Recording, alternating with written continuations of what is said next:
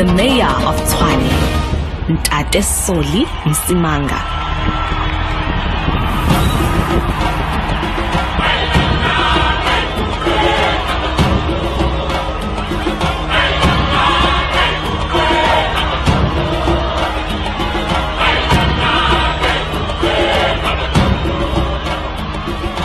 Dumelang, Sanbonani, Abusheni, Lochani, Dimacheroni. Yes. Goeiemorgen. A great honor to have all of you here this morning. As a son of Atteridgeville, I come from humble beginnings. Growing in a shack, I know what the struggle is all about. No one in my family had a degree. No one believed in my family that will one day have a decent education or even get a decent job. But I had a dream of a better life for myself and for my family. I walked for kilometers to school every day and worked at a local spaza shop, pouring paraffin into bottles and packing chips to scrape together a few rands to keep my family going. When I qualified to go to university, I worked as a waiter. Some days I had to walk all the way from Linwood to Mamelodi or from Mamelodi to Linwood just to get to work. When I had no cash for transport, I would get home late at night to study for exams the very next day. It was hard, I won't lie. There were times where I wanted to give up. But these experiences taught me to persevere. These experiences taught me to be the man that I am today. The man that is willing to do more for South Africa. The man that is willing to do more for the Democratic Alliance. As a child roaming the dirty streets, no one believed that one day I will be standing here being called the #1 citizen of the capital city of South Africa. But through hard work and sheer determination, here I am.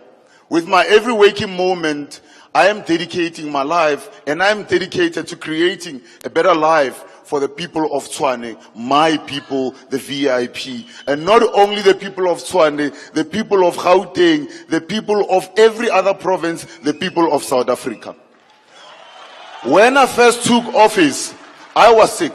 I was sickened by the waste I saw. People's money, our money, that has been used to buy luxury cars, expensive flights, and to pay salaries of branch members who did nothing to improve the lives of our people. My first commitment was to put a stop to all of this and to sell the Meral Mansion, using the money to build homes for the poor.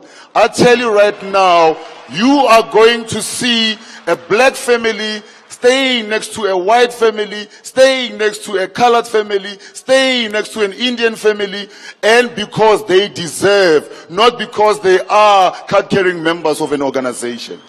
And so, I say to you, every person deserves the dignity of a job and a home they can call their own. And so I said to create 23,000 new job opportunities for residents and to speed up the title deed delivery, giving residents ownership of a property they can one day pass on to their children and the following generations after that. And that, to me, is real empowerment in the real sense. I was motivated to keep going when Mesalome Vivian from Venterveld told me that her community fought for over 24 years to receive their title deeds. But that, to God's glory, their leaders started hearing their cry and they communicated with us. And we, with the MMC for housing, and within 8 months, we ensured that the community received all their title deeds. I've also been inspired by a young man from Soshanguve who lost both her parents at a young age and had become a taxi driver to survive. But a few months ago, he qualified as a civil engineer. That is what makes us as South Africans so special. The sheer determination to overcome any obstacle in our way. But I also believe we have a duty to give all that we can to make sure that South Africa becomes a better place that we'll be able to hand over to the future generation. I want to say to all of you that I've also given an opportunity to our informal traders by creating the Mayor's Informal Trader Bursary Fund to help informal traders get the education they need to survive against poverty, against joblessness. And I'm proud to tell you that as I'm talking to you right now, we've already sent our first batch who are studying in tertiary education facilities right now. Many people are not as lucky as my friend from Soshanguve. Too many of our young people succumb to the life of drugs and crime as they see no way out of the hopeless situation they find themselves in. Through my Operation Solopele, I've declared war on drugs. I have set up a city-funded program to help addicts overcome addiction and face their social and psychological challenges with the aim of helping them find work too one day. About 2,500 people have been helped so far, with many more to come through this program.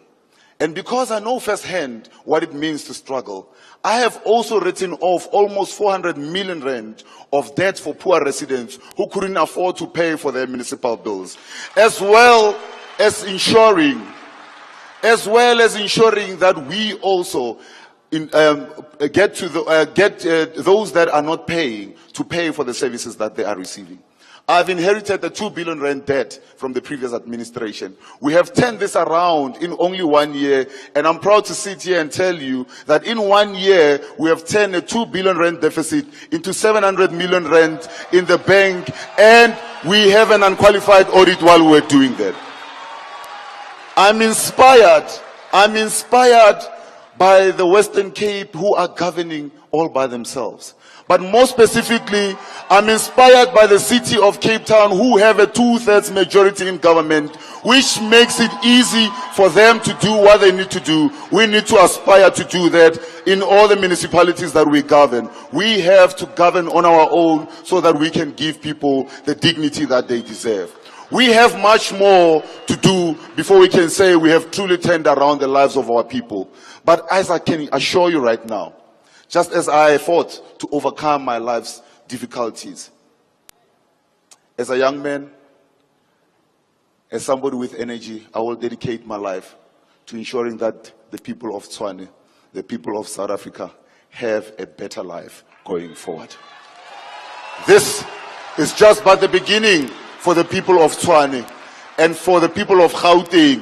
Next year, we will bring total change to the people of Gauteng, the people of other provinces, and the people of South Africa in totality. Amandla! Amandla! Viva Msimanga! Ngizolilwela Izwela Ngizolilwela bo Izwela Izwela me Izwela me